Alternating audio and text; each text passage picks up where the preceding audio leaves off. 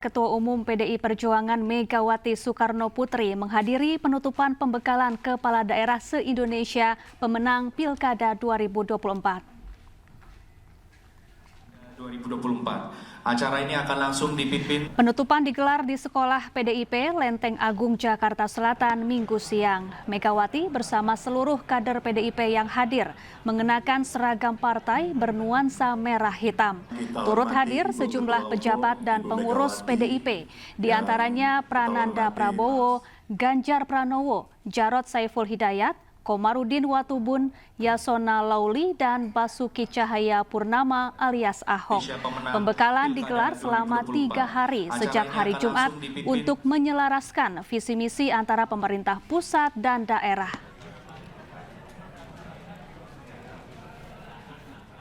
Mengerjakan pekerjaan sesuai dengan apa yang kita rencanakan, dan tentu ini adalah bagian dari ikhtiar ideologis kita, ikhtiar teknokrasi kita untuk menyiapkan masa depan secara bersama-sama. Kita akan menyeragamkan barisan dalam konteks agenda bersama kita.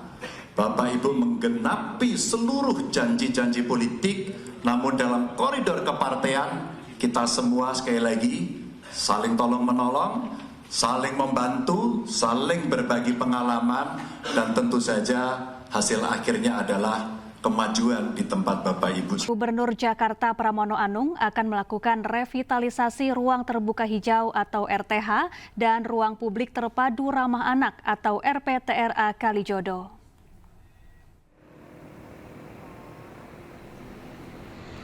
Kondisi ruang publik terpadu ramah anak Kalijodo kian tak terurus.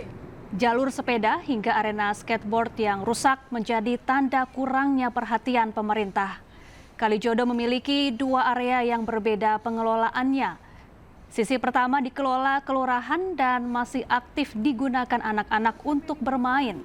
Sedangkan sisi satu lagi adalah RPTRA yang dibangun pada era Gubernur Ahok.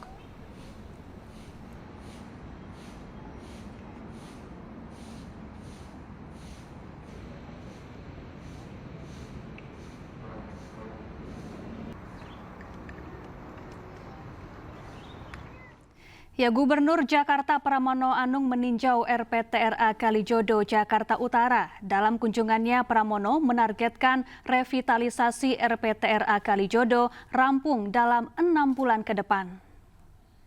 Ingin melihat apa yang sebenarnya ada.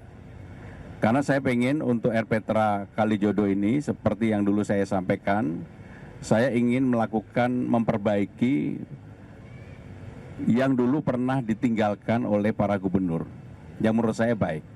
Salah satu hal yang luar biasa menurut saya pada waktu itu Kalijodo yang dari tanda kutip seperti itu, kemudian pada era Pak Ahok, Pak Jarod dilakukan perbaikan, dan sekarang memang belum bisa difungsikan secara maksimal.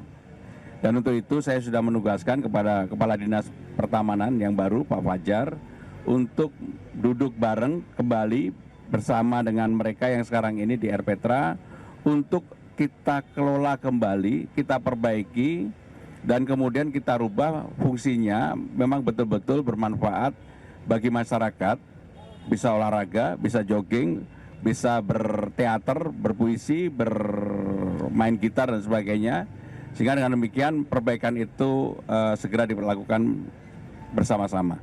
Dan untuk itu saya minta kepada Pak Fajar sebagai Kepala Dinas yang baru, karena beliau dululah yang sebenarnya membangun tempat ini, untuk bisa difungsikan kembali. Mudah-mudahan dalam waktu berapa bulan Pak Fajar? Kurang lebih 6 bulan Pak. Dalam waktu 6 bulan maka RPTRA Kalijodo ini. Ya, untuk informasi terkini kita sudah bergabung dengan rekan Jessica Winoto di RPTRA Kalijodo, Jakarta. Selamat siang Jessica, bagaimana suasana di Taman Kalijodo saat ini?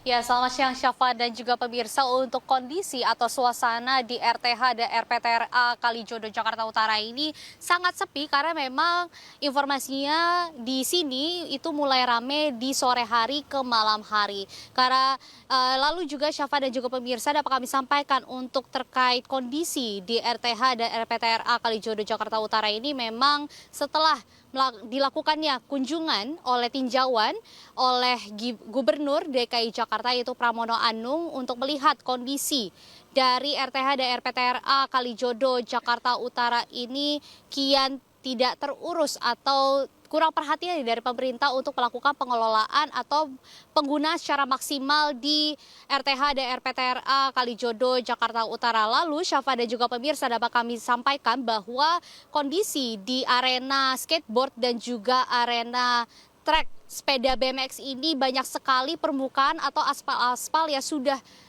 bolong atau sudah rusak gitu ya, apalagi di area trek sepeda BMX ada satu titik ya di mana ini sudah jeblos. Tentunya ini menjadi bahaya bagi para pengguna trek ini, apalagi kalau misalkan tidak diperhatikan secara baik oleh atas kondisi dari trek sepeda BMX ini. Selain itu, Syafa dan juga pemirsa dapat kami sampaikan dari trek sepeda BMX lalu juga arena skateboard, ada pun juga kondisi yang cukup memprihatinkan di sini yaitu di toilet yang mana ini atap dan juga plafon ini sudah mulai rubuh atau sudah mulai lepas. Tentunya ini sudah tidak layak untuk dipakai dan juga untuk toilet, kondisi di toilet ini sudah banyak yang mampet dan juga banyak genangan air. Tentunya ini menjadi ancaman atau bahaya untuk bersarangnya penyakit-penyakit lainnya. Lalu juga Syafa dan juga pemirsa dapat kami sampaikan bahwa atas dari kondisi yang tidak terurus di RTH dan RPTRA Kalijodo ini, Pramono menargetkan untuk melakukan renovasi selama 6 bulan ke depan sehingga di RTH dan juga RPTRA Kalijodo Jakarta Utara ini dapat difungsikan kembali. Dan memang ini sudah sesuai sejalan dengan komitmen Pramono untuk melanjutkan atau memperbaiki peninggalan dari gubernur sebelumnya. Dan diketahui Syafa dan juga pemirsa bahwa RTH dan RPTRA Kalijodo ini merupakan peninggalan dari gubernur sebelumnya yaitu Basuki Cahayapurnama atau dengan panggilan yang sering diketahui yaitu Ahok. Dan tentunya dulunya bahwa Ahok sempat menyatakan bahwa di RTH ini merupakan sudah mempunyai standar internasional sehingga renovasi ini sangat ditunggu-tunggu oleh warga setempat. Syafa. Baik, terima kasih Jessica Winoto langsung dari kawasan Kalijodo, Jakarta. Setelah selama 18 hari mengikuti pendidikan di Resimen Armet 1 Stirayuda, 39 siswa SMP bermasalah dikembalikan ke orang tuanya masing-masing. Kelulusan para siswa ini pun diiringi tangis haru orang tua siswa.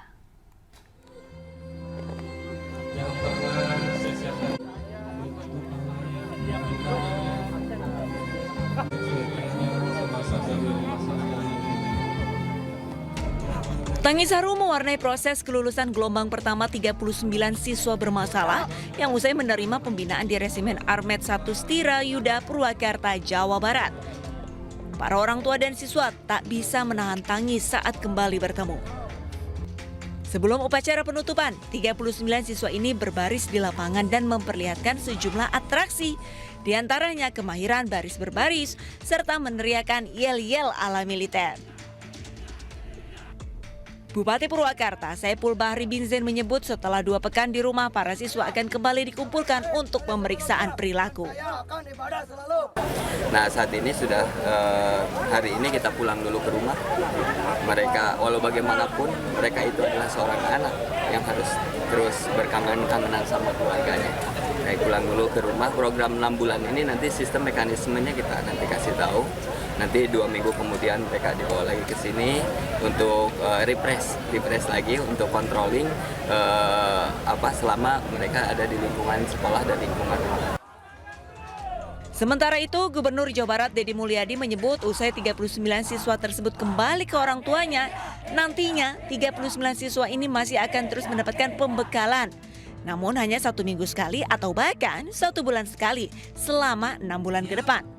Hal ini dilakukan untuk memantau perilaku para siswa pasca pendidikan di barak militer. Kan sudah 18 hari ya, 18 hari itu kan untuk anak-anak remaja secara psikologi kan pasti kangen sama orang tuanya dan mereka harus kembali ke orang tuanya. Setelah itu nanti selama 6 bulan, berarti 5 bulan ke depan ada mentoring. Misalnya nanti saya nggak tahu programnya apakah sebulan 2 kali atau seminggu sekali dikumpulkan. Ya, 2 minggu sekali tetap dikumpulkan, dilakukan pembinaan selama 6 bulan. Jadi tidak dilepas begitu saja. Nah nanti kan mereka akan terevaluasi perjalanannya, bagaimana kondisi di rumahnya. Dedi juga mengingatkan agar pelajar bisa lebih baik dan tidak lagi mengulangi perbuatan tidak terpuji. Sementara untuk orang tua dan keluarga serta lingkungan agar lebih memperhatikan aktivitas pelajar remaja di masyarakat. Dari Purwakarta, Jawa Barat, Irwan, iNews melaporkan. Ya, Gubernur Jawa Barat Deddy Mulyadi akan memberlakukan jam malam pada pelajar di waktu sekolah. Hal ini dilakukan demi mengurangi tindakan yang merusak perilaku pelajar.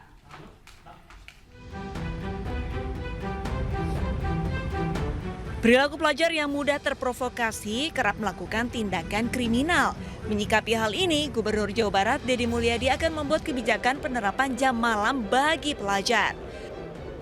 Nantinya bagi para pelajar tidak boleh berkumpul bersama teman-temannya setelah jam 8 malam.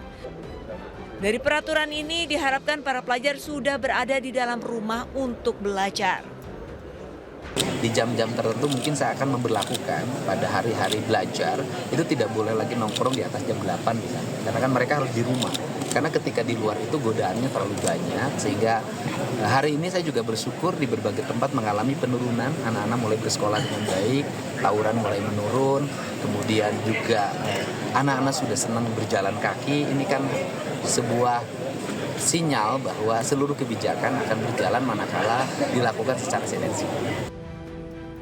Jangka panjang, harapan dari kebijakan ini adalah mengurangi risiko tawuran hingga aktivitas geng motor yang meresahkan. Dedi juga melarang pelajar ke sekolah menggunakan kendaraan motor jika belum memiliki SIM, kecuali sekolahnya tidak bisa dijangkau dengan kendaraan umum. Dari Bandung, Jawa Barat, Ervan David, iNews melaporkan.